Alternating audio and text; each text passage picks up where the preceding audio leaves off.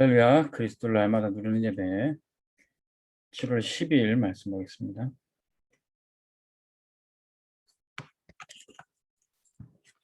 제목은 요셉의 산업 선교입니다. 창세기 45장 1절에서 5절까지 말씀. 우리가 모든 일을 함에 있어서 경제는 아주 필요한 것입니다. 그리고 세계복음화 역시 키가 되는 것이 바로 산업 선교인 것이죠. 요셉을 통해서 하나님의 세계복음화하기 위해서 결국에는 요셉이 애국과 전 세계 경제를 장악하는 그 일에 쓰임받고 산업 선교를 했기 때문에 세계복음화가 이루어진 것이죠. 우리는 교회가 이런 요셉처럼 어떻게 산업을 정복하고 세계복음화를 할 수 있겠습니까? 근데 현재 상황은 오히려 3단체 사단을 섬기는 우상숭배하는 집단들은 강성해지고 교회는 힘이 없는 것처럼 보여요. 그들은 엄청난 경제를 가지고 흑암 문화를 퍼뜨리는데 교회는 뭐 작은 일을 하려고 해도 경제가 부족하고 인력이 부족합니다. 왜 이렇게 됐습니까?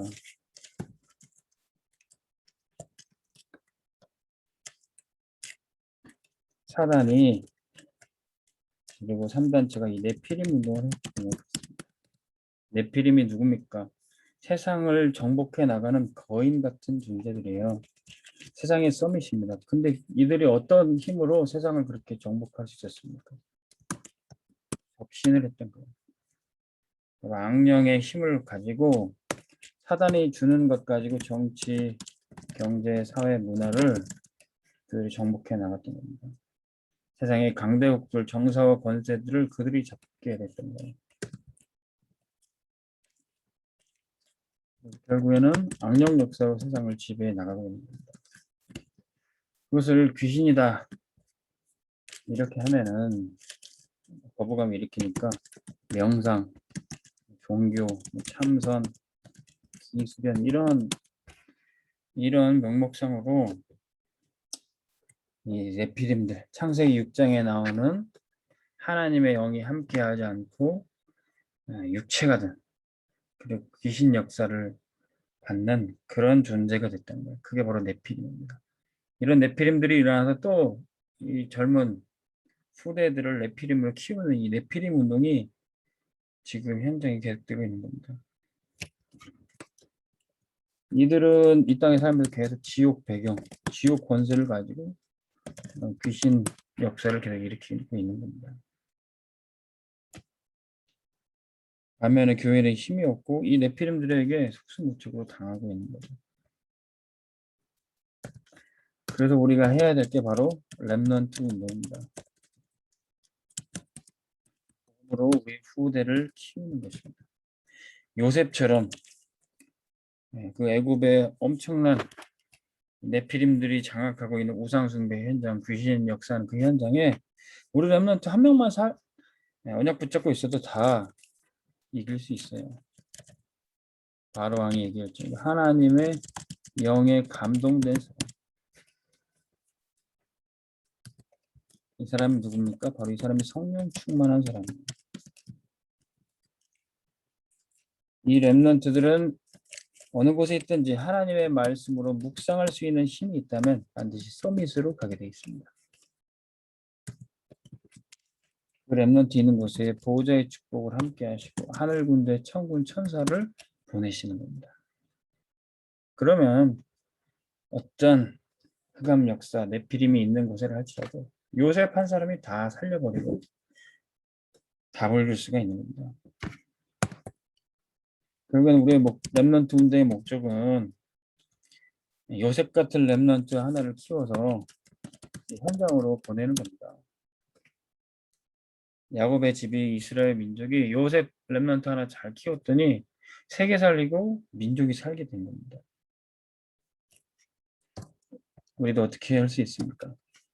237의 꿈을 꾸는 렘넌트를 현장으로 보내면 돼요.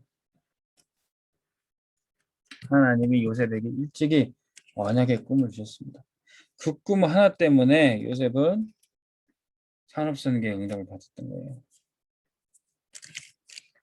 형들이 맨 곡식단이 요셉에게 절하더이다. 하늘의 해와 달 별들이 절하더이다. 이게 다 요셉이 서밋으로 가서 세계복음화한다는 언약이 다 담긴 꿈입니다. 하나님은 우리 렘넌트들이 언약 붙잡고 꿈꾸는 곳에 보호자의 축복을 함께 하시고 그때 시공간을 초월하는 역사가 나타나게 됩니다. 그러면 세계복음화, 그리스도의 빛을 비추는 세계복음화의 역사는 나타나는데 그 현장이 요셉에게는 애굽이었던 것이죠.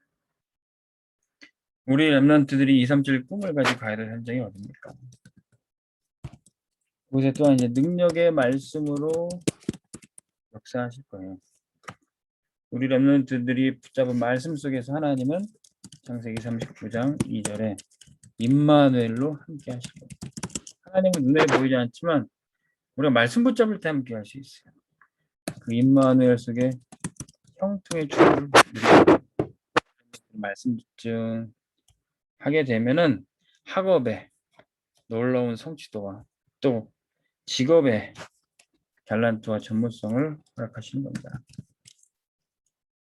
그러면 창세기 39장 6절에 보디발이 그것을 보고 다 맡겼어요. 자기 집에 있는 모든 살림을 다 맡기고 그를 총무로 세운 겁니다. 말씀 붙잡은 렘넌트들이 이 축복을 받는 겁니다.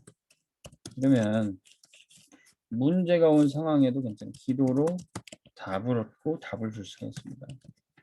누명 써서 감옥에 갔지만 거기에 하나님이 예비한 장관을 만나서 그 장관의 꿈의 인생에 답을 주게 됩니다. 실력도 중요하지만 그 실력 가지고 다른 사람을 돕고 살려주는 게 더 중요해요. 그리고 바로 왕에게까지 가서 그 꿈에 답을 주게 됩니다. 이게 다 기도 속에 답이 나오는 거예요. 앞이 막막할 때 기도만이 우리에게 답을 주십니다. 하나님은 그 시간표에 렘넌트를 그 장소에 응답 주시기 위해서 보내시는 겁니다.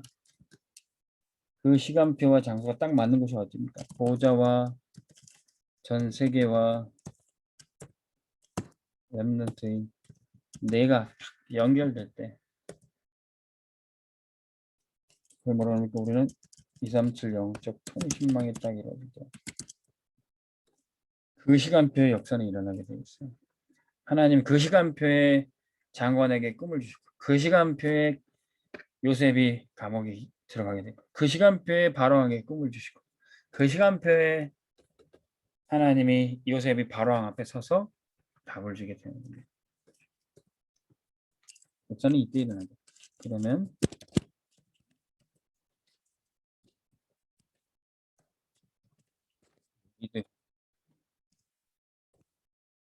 위드 임마누엘 원네스의 역사가 나타나요. 하나님이 함께 하시고 모든 것이 합력하여 선을 이루게 됩니다. 분명히 안 좋았던 상황인 것 같아도 모든 것이 하나님의 계획대로 시간표대로 합력하여 선을 이루게 됩니다. 감옥에 간 것이 하나님의 선을 위한 것이었어요. 누명을 쓴 것이 노예로 팔려서 애굽에 온 것이 하나님의 선하신 계획을 이루기 위함이었습니다. 이런 언약을 붙잡고 우리 렘넌트와 산업인들이 현장에 가야 됩니다. 그러면 그 산업 현장에 그 응답은 뭡니까? 그 산업 현장이 결국에는 선교의 현장입니다. 하나님이 우리를 그곳에 일하라고 보내신 게 아니라 돈 벌러 가라고 하신 게 아니라 전도하고 선교하라고 보내신 거예요. 요셉을 거기서 노예하라고 심부름하라고 보낸 게 아니라 부자들하고 보낸 게 아니라 세계복음을 하라고 그 애굽에 보내신 겁니다. 이미 보디발의 집에서부터 거기는 선교의 현장이었습니다. 이때부터 현장을 보는 눈을 주셨습니다. 이미 왕궁이 나라와 국가를 살리는 선교 현장이 됐던 겁니다. 총리가 됐을 때 이제 세계 열방과 민족들이 요셉 앞에 꿇어 엎드릴 때 그때 세계를 살리는 현장이 되는 겁니다. 이게 바로 산업 선교예요. 세계 복음화 하기 위해서는 반드시 산업 선교가 있어야 됩니다. 복음 경제 필요합니다. 이 일에 산업인 중직자와 우리 렘넌트들이 준비되어 쓰임 받기를 주로 모집합니다. 하나님 아버지 감사합니다. 세계 복음화 위에 복음 경제, 빛의 경제를 우리에게 주실 줄로 믿습니다. 그러기 위해서 하나님 우리가 언약 잡은 렘넌트를 잘 키워서 현장으로 파송하게 하여 주옵소서. 237의 꿈을 꾸고 말씀의 능력과 기도로 답을 얻어서 현장을 살리게 도와주시옵소서. 예수 그리스도 이름으로 기도합나이다. 아멘. 승리하시기 바랍니다.